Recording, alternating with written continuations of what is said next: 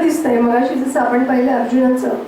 त्याच्यामुळे जरासंध मनी शंकित झाला, पुसे कोण तुम्ही का तरी आला. तुम्ही काही ब्राह्मण दिसत नाही, कशाला आलाय तुम्ही?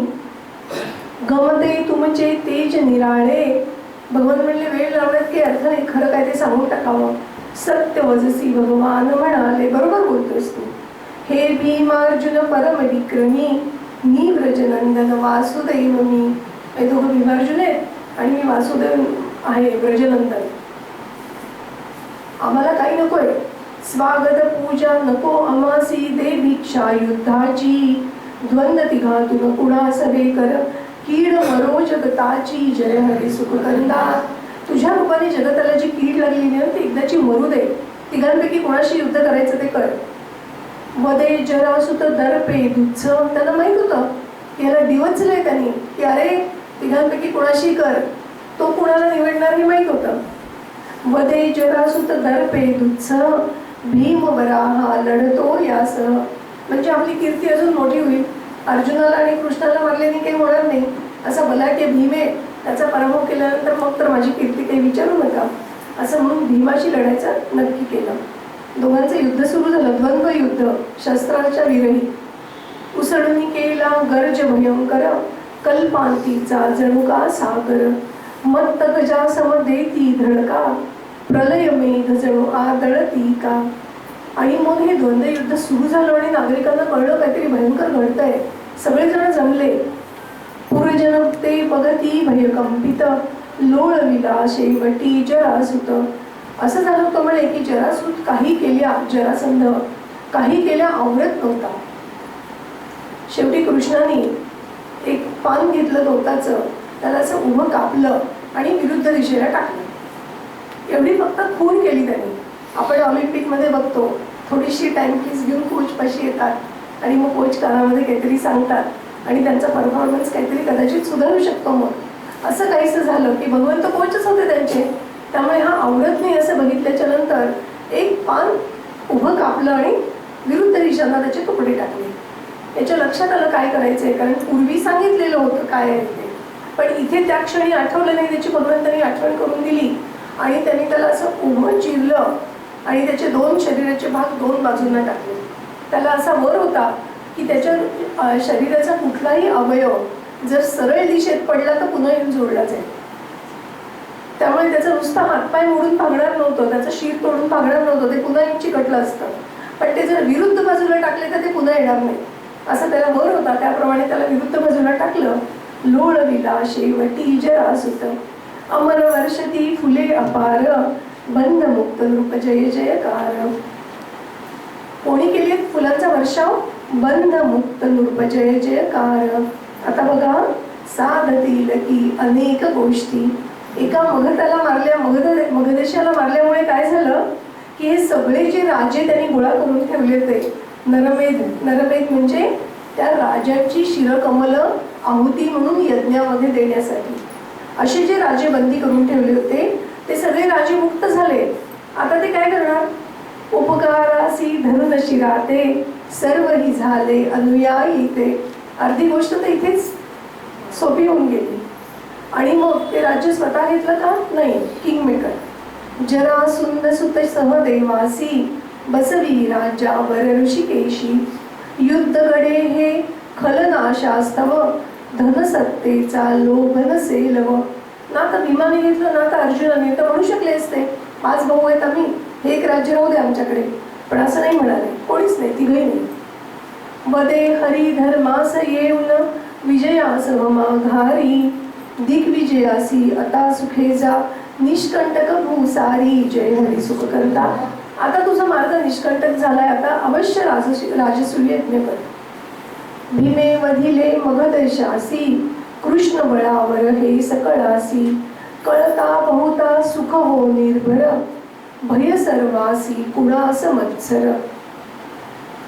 खूप जणांना सुखच वाटलं, कारण काही जणांना भय होतं, काही जणांना मत्सर होता. त्यामुळे त्याचे प्रेमाचे जीवलग असे कोणी नव्हतेच.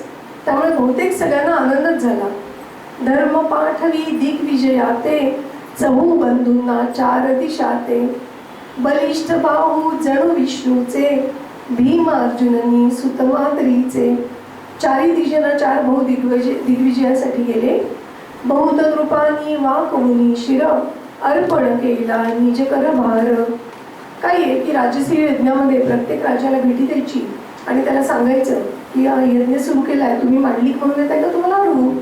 आणि त्याप्रमाणे जे काय होईल ते प्रकरण एकतर मांडलिक म्हणून येतील किंवा त्यांचा पराभव करायचा. मग असा एखाद्याने जरी युद्धात पराभव केला असता की जे शक्य कोणाला होतं, मगध देशाला जरासंधाला, त्याला आधीच मारून टाकलेलं होतं. बहुत रूपानी वाकवूनी शिर अर्पण केला निज कर भार. बळे दंडिले परिते राजे झाले उद्धट गर्व भरे जे. सगळे काही शरण आले नाही आणि जे नाही आले त्यांना दंड केला. यश संपादून चार दिशातून पय जणू का गायीच्या सडातून. अर्थ संपदा बहु मेळविली चहुवाणीतून त्या जणू त्या काली. गायीची चार सड किंवा चार वाणी याच्यामधनं अनेक प्रकारची संपदा जशी येईल दुधाच्या रूपाने किंवा वाणीच्या रूपाने, तशी भरपूर संपदा घेऊन हे सगळे परत आले. कुबेर भासे रंक असे धन गिरी समते ते पडले. जमले कौरव यादव तेवी नृपगण मुनिजन आले जय हरी सुखकंदा. आता आमंत्रण देताना कोणाला वगळलं नाही, सगळ्यांना बोलवलंय, कौरवांना बोलवलंय, सगळ्यांना बोलवलंय. वेदशास्त्र संपन्न विप्रगण याज्ञवल्क धौम्याधिक मुनिजन. व्यास निदेशे, व्यासाने आदेश दिला की काय काय करायचंय. स्वतः व्यासांच्या गायडन्समध्ये चालू आहे यज्ञ. व्यास निदेशे यज्ञ बसले आणि या सगळ्यामुळे मन अग्नीचे प्रसन्न झाले. दिदली वाटून कामे नाना बहुन योग्यता सर्वजणांना. नंदांचे संस्कार होते त्याच्यामुळे योग्यता बघून सगळ्यांना कामं वाटून दिली. उणीव जेथे पडेल काही उभा त्या स्थली श्री हरी राही. जिथे कमी तिथे आम्ही, त्याच्यामुळे सगळी कामं वाटून दिल्याच्या नंतर जिथे कमी पडेल तिथे मी आहेच. उच्च नीच नच म्हटली कामे विप्रपदासी धुतिले प्रेमे. कोणतंच काम उच्च नीच भगवंतांनी म्हणलं नाही. विप्रांचे पाय देखील धुतले. सादर काढियली ही उष्टी निज भक्ता सम हरिनच कष्टी. उष्टी सुद्धा काढली भगवंतांनी. असा राजसूय यज्ञाची दीक्षा घेतलेला धर्म जेव्हा बघितला भीष्मांनी, राजसूय मख, मख म्हणजे यज्ञ, राजसूय मख दीक्षित धर्मा. यज्ञाची दीक्षा घ्यावी लागते आणि त्याप्रमाणे व्रतस्थ राहावं लागतं. असा राजसूय यज्ञाची दीक्षा घेतलेला धर्म जेव्हा भीष्मांनी पाहिला, बघुनी गरीवर आला भीष्मा. द्रोणांना काय वाटलं, सार्थक झाले मम विद्येचे द्रोणाचार्या गमले साचे. प्रत्येकाची भावना, भीष्मांची भावना आजोबांची नातवाच्या कौतुकाची आणि द्रोणाचार्यांची भावना माझा शिष्य, माझे शिष्य सगळे किती उच्च स्थानी पोचले. यज्ञ धूमतो पावल मंगल घोष श्रुती मंत्रांचा पुण्य विभवते अपूर्व गाया शक्तन अनंत वाचा जय हरी सुखकंदा. हे सगळं वर्णन करायला जे काही पुण्य मिळवलेलं असेल तेही कमी आहे, तर मग अनंत वाचा हे कसं काय गाईल असं नम्रपणाने विनयाने अप्पा म्हणत आहे. आता काय झालं, विप्र दक्षिणे देव हवीने तृप्त जाहले याचक दाने. विप्रांना दान नाही, विप्रांना दक्षिण आहे. देवांना हवी आहे म्हणजे संविधा अर्पण केले. तृप्त जाहले याचक दाने, ज्यांनी याचना केलेली आहे त्यांना दान दिलेले. अपूर्व सन्मानाने नृपगण. नृपगण कशामुळे सन्मान दिला त्यांना. एवढ्या मोठ्या राजसूय यज्ञामध्ये आम्हाला आमंत्रण आलं आणि आमचा यथोचित सन्मान झाला, त्याच्यामुळे राजेही खुश झाले. मिष्टान्ने सेवून इतरे जन.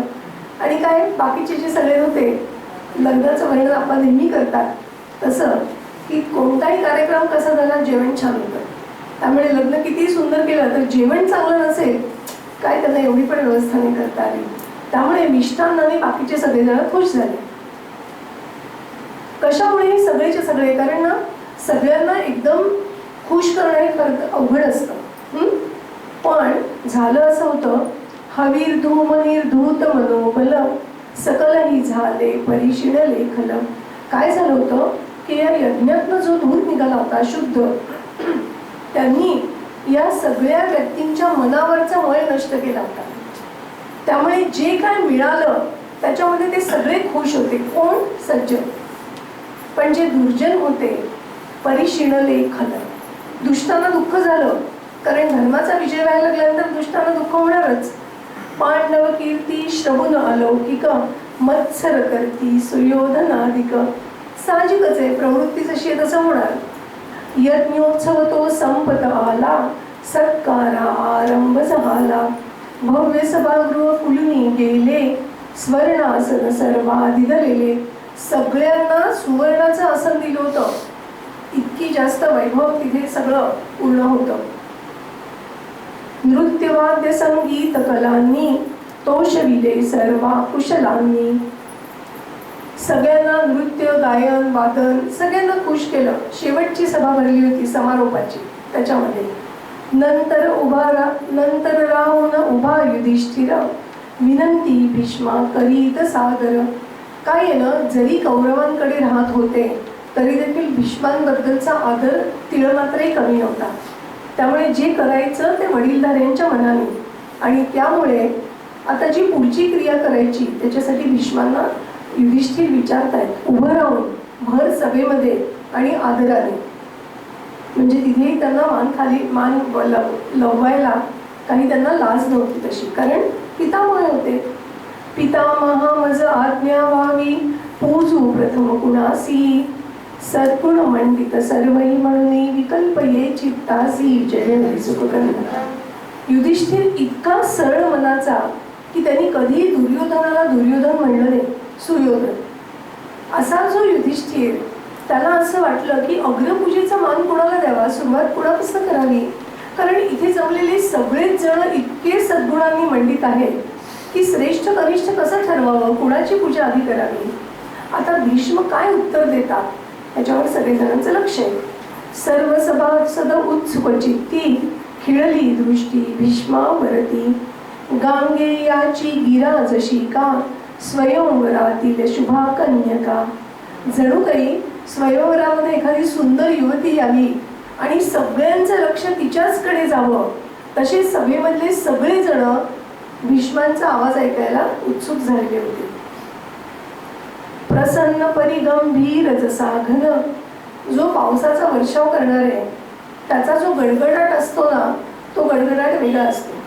आणि बिना पावसाचा गडगडाट होतो तो वेगळा असतो. आणि पाऊस पडल्यावरच प्रसन्नता येते. प्रसन्न परिगंभीर जसा घन भीष्म तसे मग करीती भाषण. योग्य पूजन पूर्ण विचारी. मी पूर्ण विचार केलाय म्हणाले. आणि या सगळ्या अग्रपूजेसाठी सर्वोत्तम गोविंद मुरारी. या पूजेसाठी गोविंद मुरारी हा पहिला आहे, सगळ्यात योग्य आहे. सगळ्या सभेमधून अतिशय आनंदाने साधू साधू हा योग्य निवाडा वेदही याचा गात पवाडा. पूर्वी टाळ्या वाजवण्याची याची साधू साधू म्हणजे आम्हाला मान्य आहे मान्य आहे, वा वा खूप छान असं म्हणण्याची पद्धत होती.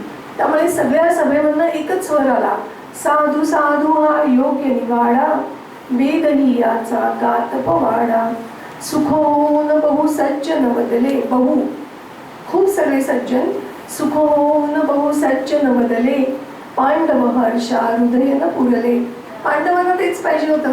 अतिशय आनंद झाला त्यांना, कारण भीष्मांकडनं आलं आहे. आपण नाही केलं, भीष्मांनी सांगितलं, अतिशय आनंद झाला. पण झालं असं, भीष्मगिरा परी होठी नगीही जणू कोठारी ज्वालाग्राही. आधीच खदगदत होतं मन सगळं रागाने. कुणाचं? कौरवांच्या पक्षातल्या लोकांचं. आणि त्यामध्ये भीष्मांनी सांगितलं की श्रीकृष्णाची अग्रपूजा करा. मग आता जणू काही ज्वालाग्राही पदार्थाने भरलेलं कोठार आहे आणि त्याच्यावर ठिणगी पडावी असं झालं. शिशुपालाधिक जे जळ पडले ते या वचने भडकून उठले. आता जागेवरच बसून जळफळत होते, आता प्रचंड राग आला आणि भडकून उठले. आता शिशुपालाचा तर धरबंदच नाही काय बोलावं याचा. आणि पुन्हा मी आत्ते भाऊ तोही आत्ते भाऊ, पांडव पण आत्ते भाऊ, युधिष्ठिर पण, मी म्हणत ते भाऊ मी बरोबरीच आहे, आणि हा असा पक्षपातीपणा करतोय. त्याच्यामुळे प्रचंड रागाने चळली बुद्धी भीष्माची या सर्प ओकला गरळा, काय पाहुनी या गवळ्यासी मान तुम्ही हा दिधला जय हरी सुखकंदा. अरे या भीष्मांना वृद्धपणाने त्यांना काही समजत नाहीये, 60च्या पलीकडे गेलेत आता, त्याच्यामुळे नाठीच्या पलीकडे गेली आहे बुद्धी, त्यांची बुद्धी चळली आहे. असं कोण बोलला? शिशुपाल रूपी सर्प, त्यांनी जणू काही विष उकलं. मान शोभे वडीलपणाचा बसला येथे पिता तर याचा, आता तो स्वतःचं समर्थन करतोय बरं का. अरे तुम्ही कशासाठी या गवळ्याला सांगताय? सगळ्यात वडील असेल तर करावं, पण हा वडील नाही, त्याचे प्रत्यक्ष वडील इथे बसलेत वसुदेव.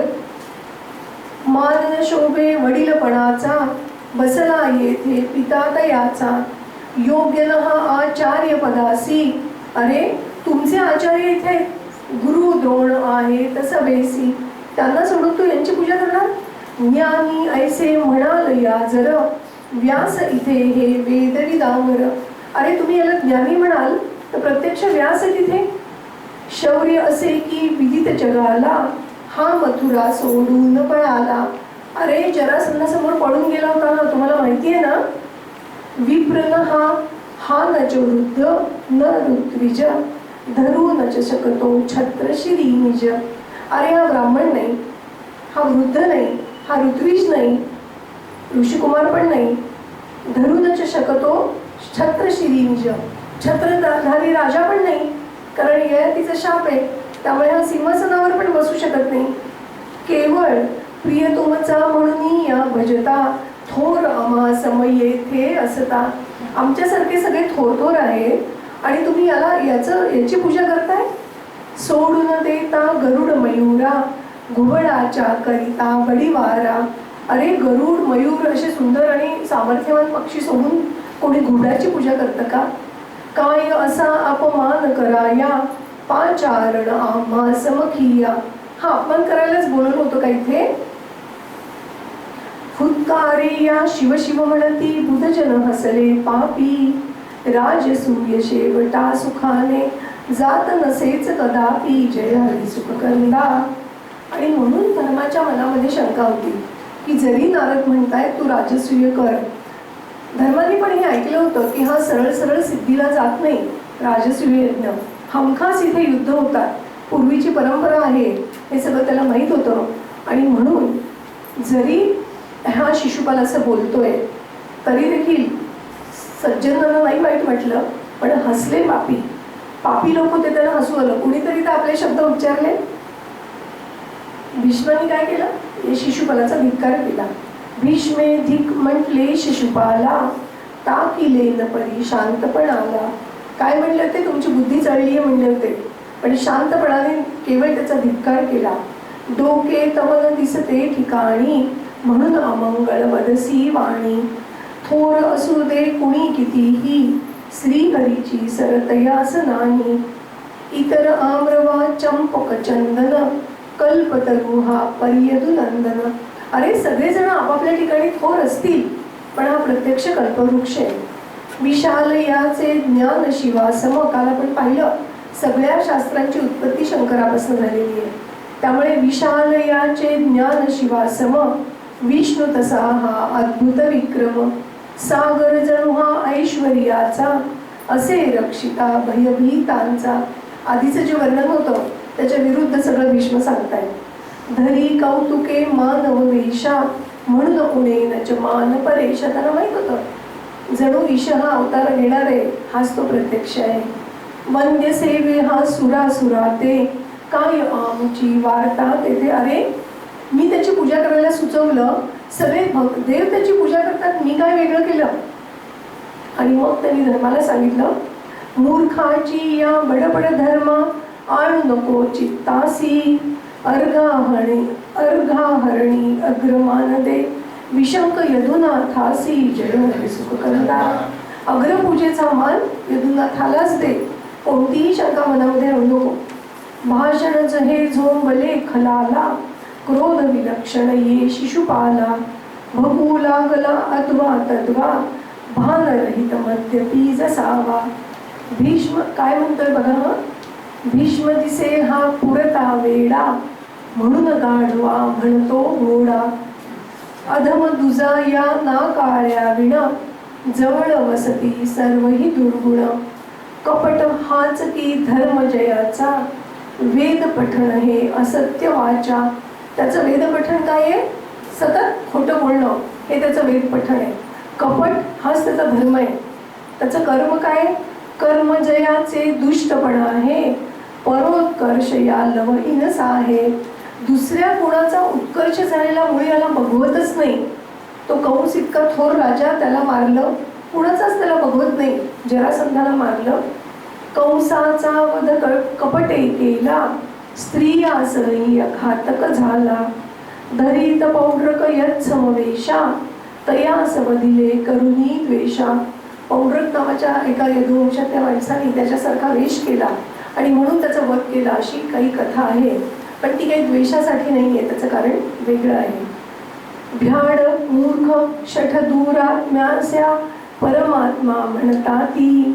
त्याच्या मागून मंदमतीचे, इतर आंधळे जाती जय शुककंदा. अरे याला परमात्मा कोण म्हणतं?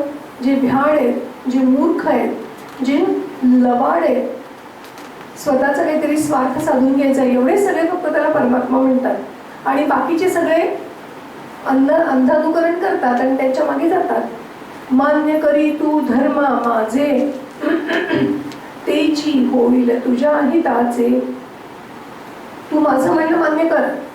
शाल्व भूप दुर्योधन वामी, अधिकारी या पूजन कामी. हे बघ, मी माझंच नाही म्हणत, शाल्वाचं करू शकतोस, दुर्योधनाचं करू शकतोस, नाही पटलं तर माझं कर, पण आम्ही योग्य आहोत या पूजेला. भीष्माची या कुजली बुद्धी, स्थवितोनीच्या शठास वंदी.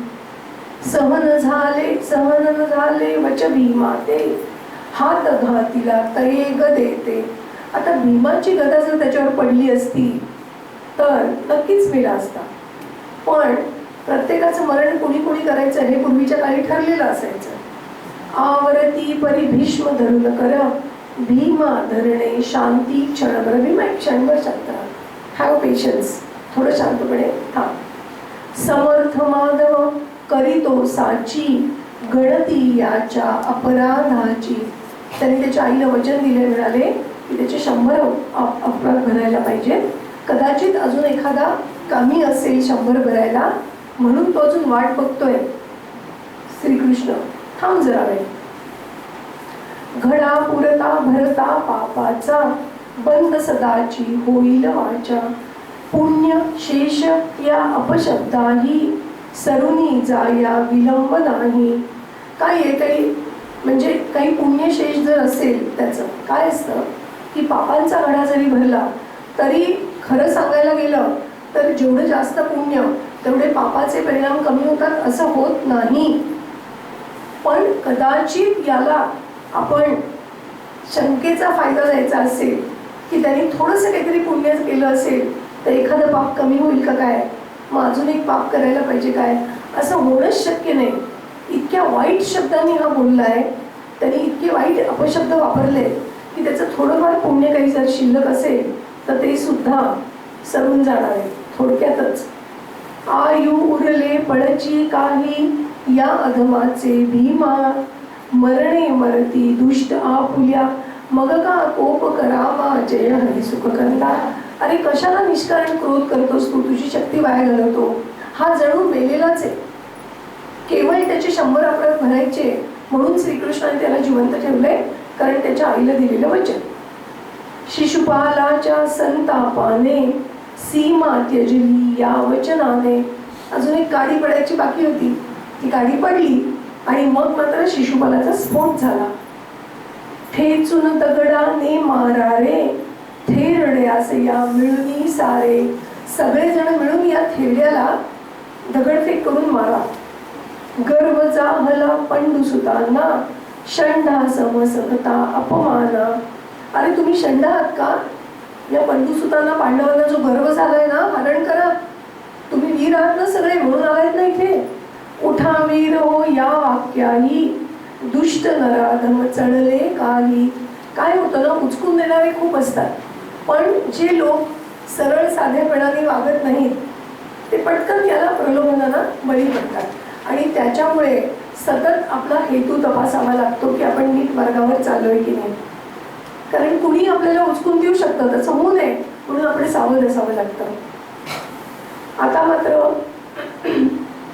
अर्जुनाला पण राग आला भयंकर, कारण काही नराधम चढले, उठले, शस्त्र हातात घेत आहेत. ताबडतोब अर्जुनाने पण स्वतःचं धनुष्य सज्ज केलं. अर्जुन धनु परी बघता चढले, शौर तयांचे मनीच जिरले. उठले होते मोठे थाटाने की आपण युद्ध करूयात, पण अर्जुनाने त्याचं धनुष्य सिद्ध केलं मात्र जागच्या जागीच बसले. गजशुंडे समबळकट बाहू, भीमाचे नच शकले पाहू. भीष्म म्हणती मी इच्छा मरणी, रोम वक्र करू न शके कोणी. अरे मी तर इच्छा मरणी आहे, याच्या बोलण्याने काय होणार आहे? तुम्ही किती दगड मारले तरी माझी इच्छा असल्याशिवाय मी मरत नाही. आम्ही पूजितो इथे चक्रधर, करा विरोधा बल असले तर. आता सरळ सरळ आव्हान दिले भीष्मांनी की तुमच्यामध्ये ताकद असेल ना तर या पुढे, आम्ही या श्रीकृष्णाचंच पूजन करणार. मग आता काय झालं? खवळून धावे खलकृष्णावर, निर्लज्जा पशुपाला. पूजन घेसी वृद्ध सभेसी, हरितो तव गर्वाला जय सुखकंदा. अरे हा काळा हाच या सगळ्याचं कारण आहे. यालाच मारलं ना की मग काय होणार आहे? चला यालाच मारतो असं म्हणून शिशुपाल त्याच्या अंगावरच धावला. आता भगवंत उठन सिंहसा निजासनाहून, पुरुषोत्तम हरी करीत भाषण.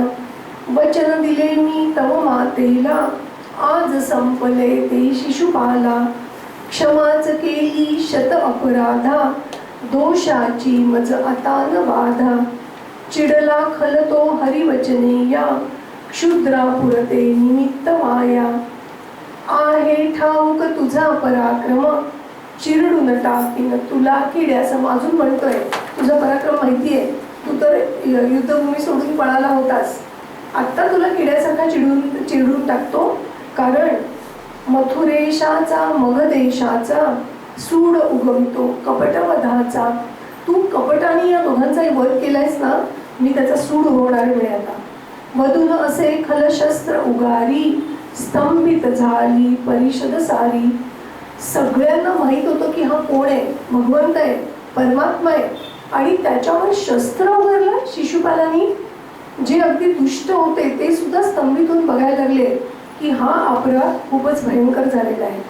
सुदर्शनाने तोच हरीचे, उडविलेले शिर नराधमाचे.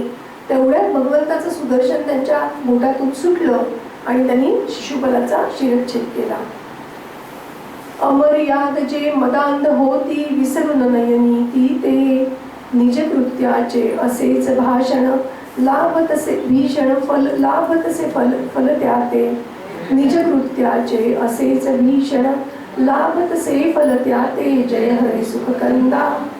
जे स्वतःची मर्यादा सोडून मदानी किंवा आपली जी काय संमाज झालेला असतो त्यांच्या कृत्याचं त्यांना असंच भीषण फल लाभत असतं. कोसळता सुत दमघोषाचा, सज्जन करीती स्तव जय वाचा. प्रशंसिले मानवा मुनींनी, जळती परिते खलजन मानी. त्यांना अतिशय वाईट वाटलं सगळ्या दुष्ट लोकांना. मग आता यथासांग पूजा सुरू झाली. जगदीशा मग युधिष्ठिराने, सादर नमिले प्रेम भराने. अर्घपात्यर अर्पिले समंत्र, जल धरिले ते शिरी पवित्र. यथाधिकारे यथाक्रमाने, पूजिले सकला सन्माने. धृतराष्ट्रासह निज बंधूंचा, विशेष आदर केला साचा. कोणी कसंही वागलं तर मी धर्माने वागेल म्हणून तो धर्मराजा. बघून तेथली वैभव सत्ता, विषाद धरिती कौरव चित्ता. पण हे सगळं बघून कौरवांना मात्र अतिशय दुःख झालं होतं. मत्सर वाटे सुयोधनाते, सर्प शरीरी पयविष होते. असं म्हणतात सापाला दूध नका पाजू, तसं ते पर्यावरणाच्या दृष्टीने पण योग्य आहे की त्याला दूध पाजू नये, पण त्यापुढे असंही म्हणतात की त्याला दूध पाजलं तरी त्याचं विषच होईल. तसं किती आहेर केला, किती सन्मान केला तरी त्याचा विषयच होणार आहे. तशा तर एके दिवशी मंदिरमय निर्मित बघताना फजिती झाली सुयोधनाची, शिल्पकला कळली ना जय हरी सुखकंदा. जलमानोनी भूसी स्फटिकाचे, भिजतील म्हणून आवरी ओचे. पायगोल धोतर होतं आणि स्फटिकाची भूमी होती. त्याला असं वाटलं अरे हे बहुतेक पुष्करणी आहे किंवा पाणी साचलंय पावसाचं, त्यामुळे असं धोतर वर धरलं. मग सगळेजण म्हणले अरे नाही स्फटिकाची भूमी, अच्छा अच्छा असं आहे का सगळीकडे, म्हणून पुढे चालला. मणिमय भू समजून जलाला, सुत अंधाचा पुरतात. सुत अंधाचा स्वतःही अंध आहे का, त्याच्यामुळे स्फटिकांची आणि मण्याची बनलेली आहे फरशी असं म्हणून कारंजाच्या पुष्करणीमध्ये गेलाय. सुत अंधाचा पुरता भिजला, तेने सहजची हसले पांडव. हा चिडला लव थट्टे नेलव, डंख धरिया अपमानाचा. होत नायटा की काट्याचा. इतकुसा छोटूसा काटा आपण त्याचा नायटा झाला.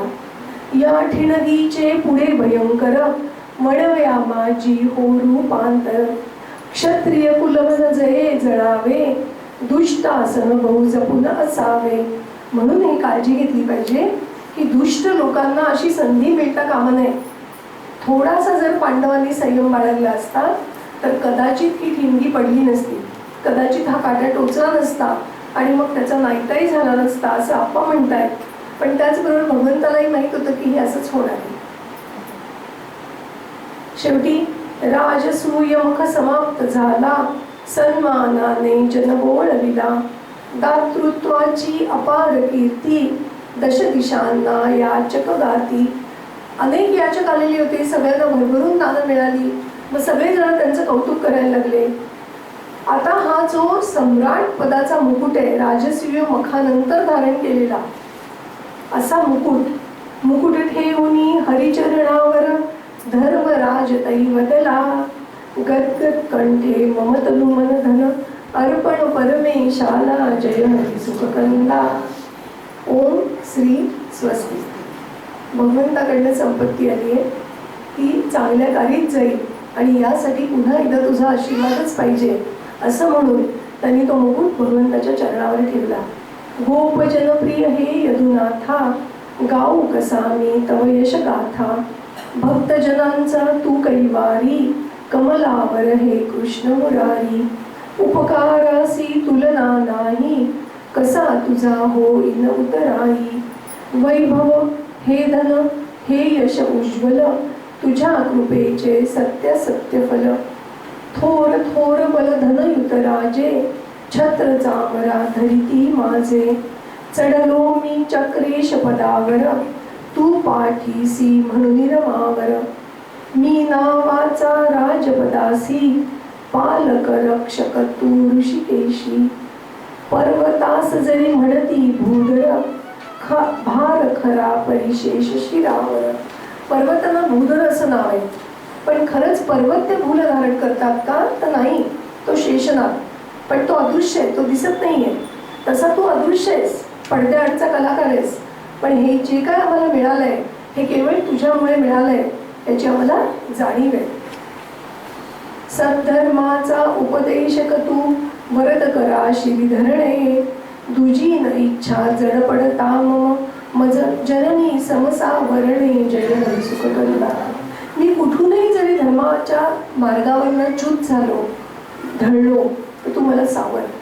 प्रेमे उचलूने वृकोदराग्रज. वृकोदर म्हणजे भीम, त्याचा अग्रज म्हणजे त्याचा मोठा भाऊ. प्रेमे उचलूने वृकोदराग्रज. कशा सगळे शब्द बरोबर तिथे येऊन बसतात. जवळी बसवी त्यास अधोक्षज. स्निग्ध रवे हरिवदला त्यासी, मोहविते तव सद्गुण. अरे तू इतका सद्गुणांचा पुतळा आहेस आणि त्याच्यामुळे मी तुझ्या मोहात पडतो. पूर्ण काम मम असता वृत्ती, लोभ उपजतो तुमचा चित्ती. रुक्मिणी म्हणाली होती पांडवांवर तुमची विशेष प्रीती आहे आणि त्याच्यामुळे तुम्ही जरा लहान दिसताय का, की त्यांची वार्ता कळली नाही. प्रेमरूप हे बंधक जाळे, असुनी मजपरी सुखकर झाले. धर्मा पुतळा सत्याचा तू, नयनीतीचा आश्रय हेतू. धर्मा तू ज्या नीतीने आणि धर्माने वागतोयस ना, तुझ्यापासून सगळेजण आदर्श घेतील आणि त्याप्रमाणे सगळ्यांनी वागावं म्हणून तुला राजा केलंय. तुझं मोधावे असे न काही, राजपदी परिसावध राही. जसं यांनी केलं होतं मथुरेला. दोष इथे मोहादिकराया, टपले असती सुयश गिळाया. मोह मत्सर हे सगळे लोभ क्रोध मोह मद मत्सर हे सगळे जण सुयश, तुला जे यश मिळालंय ते गिळायला तयारच आहे. विशाल पावन असूनी सागर, आत असे का हिंसक चल. तसं तुझं जरी सद्गुणांचा पुतळा तू असलास तरी मनामध्ये आतमध्ये कुठेतरी हे हिंसक पशु काम क्रोध मद मत्सर हे असू शकतात आणि म्हणून तू सावध राहा. सत्ता वैभव अतुल रूप बल, यातील एकही धर्मा. सच्चिलाही भ्रष्ट विताती, करुण देती सुकर्मा. जय हरी सुखकंदा. यातला एक जरी दोष आला ना तर ते नीटपणाने काम करू देत नाही. आणि तुझ्याकडे तर सगळं आलंय.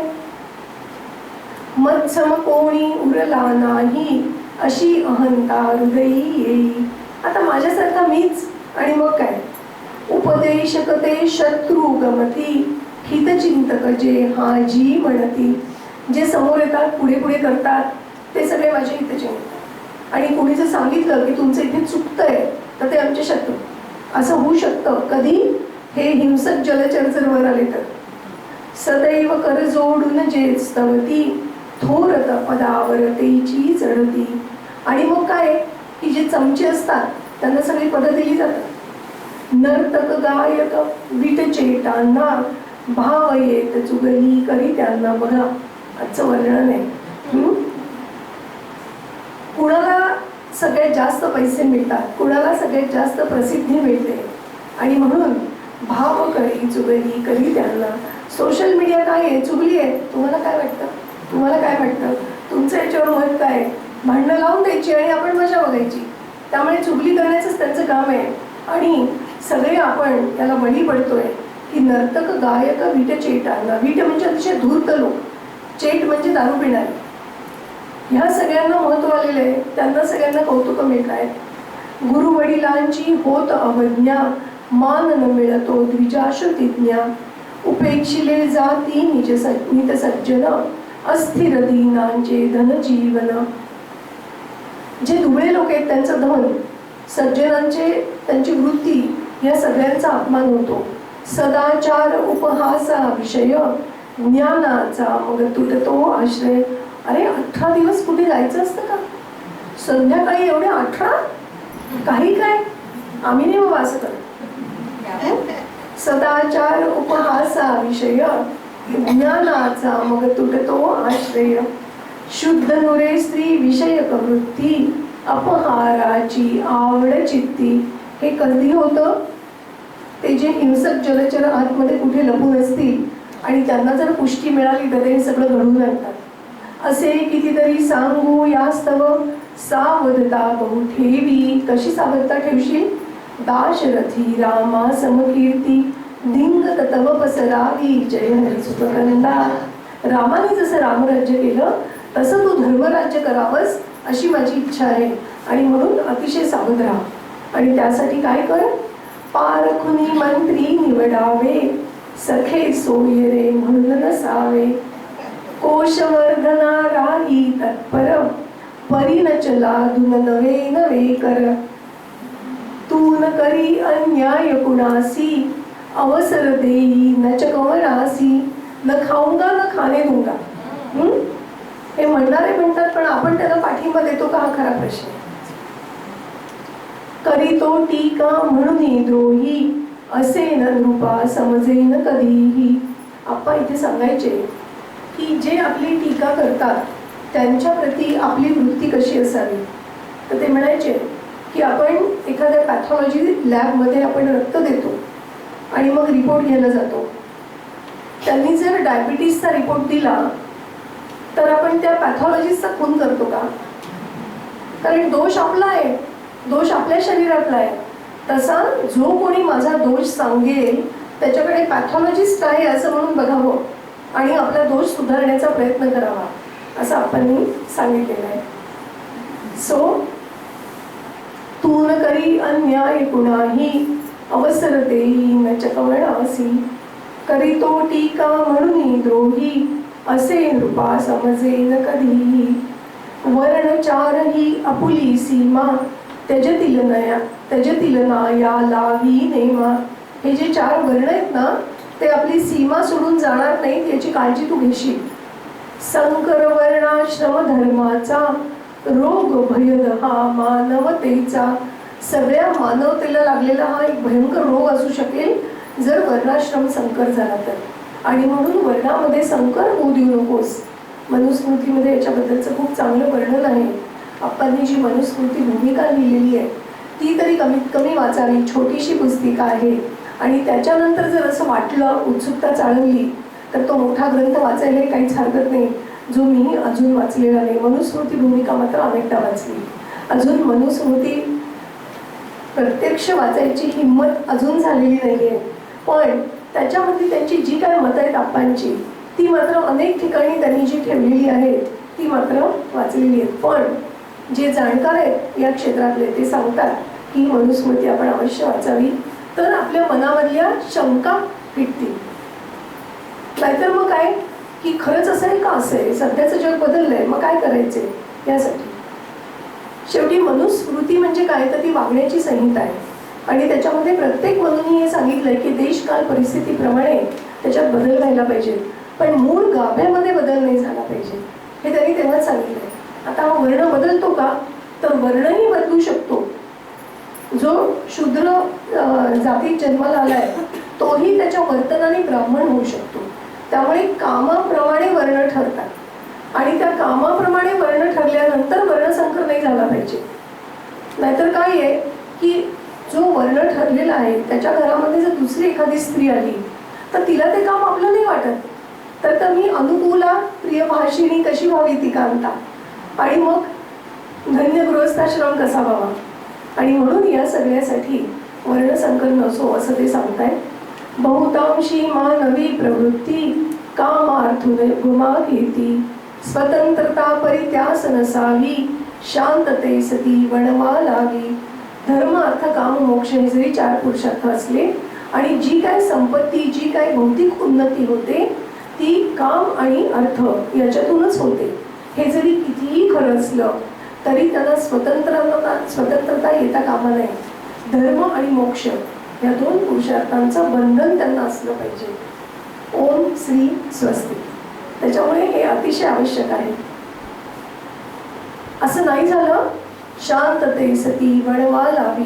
कुठलीही शांतता घ्या हो, स्वतःच्या मनातली शांतता घ्या, एका कुटुंबामधली नात्यामधली शांतता घ्या, एका गावामधली शांतता घ्या, एका देशामधली घ्या की जगामधली घ्या. या सगळ्या शांततेला वणवा कशामुळे लागतो, जेव्हा धर्म आणि काम आपलं बंधन सोडून बाजूला जातात. अर्थ आणि काम, धर्म आणि मोक्षाचं बंधन सोडून बाजूला जातात. आणि म्हणून हे लक्षात ठेवलं पाहिजे. अधिष्ठाननी ध्येया परी धर्म मोक्ष तो अंगा, असल्याने उन्नतीस सहसुख देती करीतीन दंगा, जय हरी सुख कंदा. आता हे इथे असं सांगतायत, अधिष्ठान निधेय या परी धर्म मोक्ष तो अंगा. हे इथे सांगितलंय.